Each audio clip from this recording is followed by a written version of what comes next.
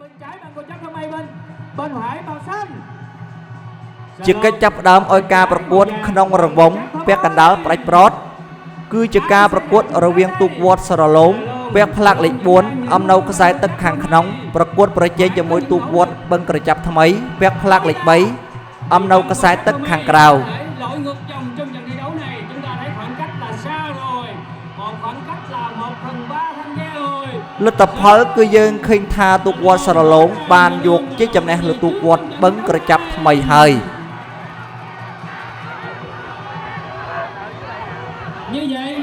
đội vào chung kết sẽ là Sở Lương và đội vào tranh hạng 3 là băng ngô chấp thơm mây chúng ta cùng chờ hai đội trận bán kết 2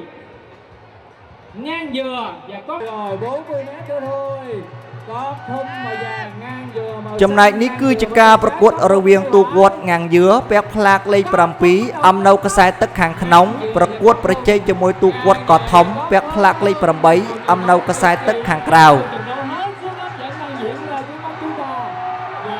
លទ្ធផលគឺយើងឃើញថាទូកវត្តងាងយឺបានយកជាចំណេះលើទូកវត្តកោះធំហើយ trận thi đấu này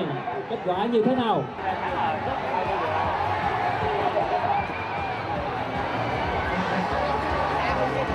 tổ chức đại diện ban tổ chức chúng tôi đã xác định được chiến thắng trong trận bán kết 2 giữa hai đội Ngang Dừa và Cót Thum. Chiến thắng cuối cùng đã thuộc về đội ở đường bơi số 1 Ngang Dừa.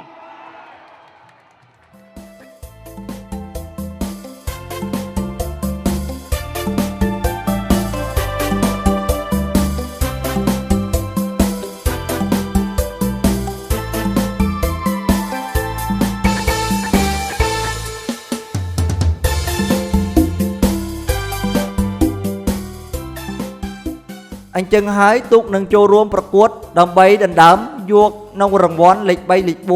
4 គឺទូកវត្តបឹងក្រចាប់ថ្មីប្រកួតជាមួយទូកវត្តកោះធំ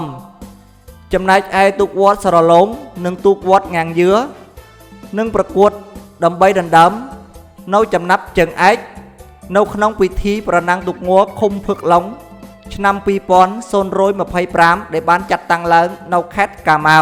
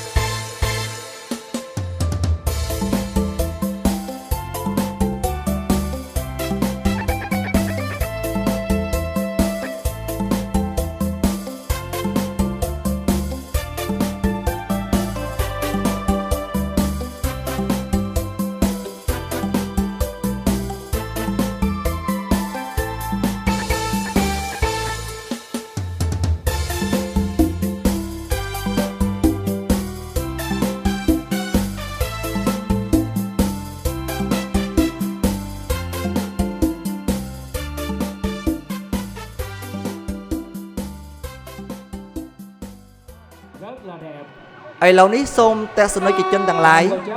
នឹងតាមដាននៅការប្រកួតដើម្បីដណ្ដើមយកលេខ 3 លេខ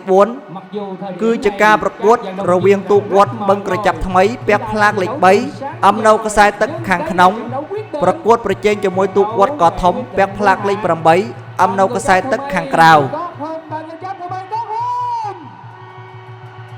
Ba người trái thơm mây bên tay trái trong trang phục màu đỏ, có khung trong trang phục màu vàng. Ba người trái thơm mây đang dẫn trước, có khung cố lên, ba người trái thơm mây. 30 mét nữa thôi, 30 mét 20. Bằng người chấp vào bờ. លទ្ធផលគឺយើងឃើញថាទូកវត្តបឹងក្រចាប់ថ្មីបានយកជ័យជំនះលើទូកវត្តក៏ធំហើយអញ្ចឹងហើយទូកវត្តបឹងក្រចាប់ថ្មីក៏បានទទួលនៅជីលាភ័យលេខ 3 ចំណែកឯទូកវត្តក៏ធំទទួលនៅជីលាភ័យលេខ 4. Chúng ta bơi vào. Rồi chúng ta bấm vào phao đi anh em. Mình chúng ta lấy về tổ chức giải này cũng không có sao. Ủa ghê luôn. នាទីសំខាន់បានចូលមកដល់យើងឃើញថាទស្សនិកជនទាំងឡាយនៅខាងដងព្រែកគ្មានអ្នកណាអង្គុយមួយឡើយ Màu vàng bên trái, ngang dừa, màu xanh bên phải, xà lôn, ngang dừa, xà lôn. នេះគឺជាការប្រកួតដើម្បីដណ្ដើមយកនៅចំណាប់ជើងឯកគឺជាការប្រកួតរវាងទូកវត្តស្រឡូងពាក់ផ្លាកលេខ 4 អំនៅខ្សែទឹកខាងក្នុងប្រកួតប្រជែងជាមួយទូកវត្តងាងយឿពាក់ផ្លាកលេខ 7 អំនៅខ្សែទឹកខាងក្រៅ Trong trang phục màu vàng bắt đầu vượt lên, xà lôn vượt lên. Anh em đang vượt cố lên, xà lôn bắt đầu vượt lên, xà lôn bắt đầu vượt lên. យើងឃើញថាទូកវត្តស្រឡូងបានបង្កើនល្បឿនដើម្បីយកជ័យជំនះលើទូកវត្តងាងយឿខេត្តកាម៉ាវហើយសូមអបអរនៅទូកវត្តស្រឡូងមកពីខេត្តកង្ធើបានយកជ័យជំនះលើទូកវត្តងាងយឿដើម្បីដណ្ដើមយកនៅជីលាភ័យលេខ 1 នៅក្នុងពិធីប្រណាំងទូកងัวឃុំភឹកឡុងឆ្នាំ 2025 ដែលបានចាត់តាំងឡើងនៅខេត្តកាម៉ាវសូមអបអរនៅទូកវត្តស្រឡូង Thấy rồi.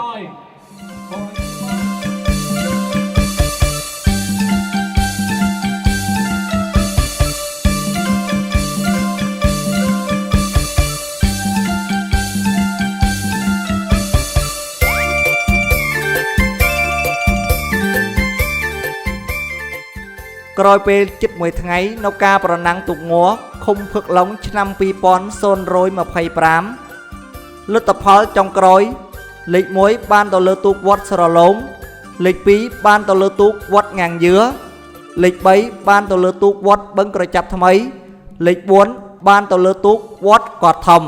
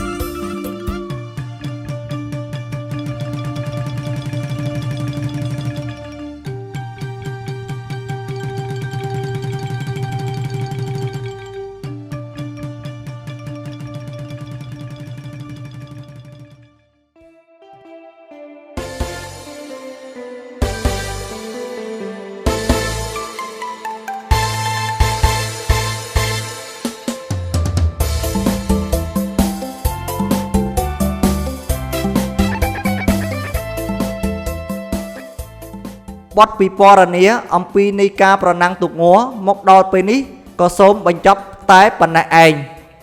សូមអរគុណនិងអរព្រះគុណ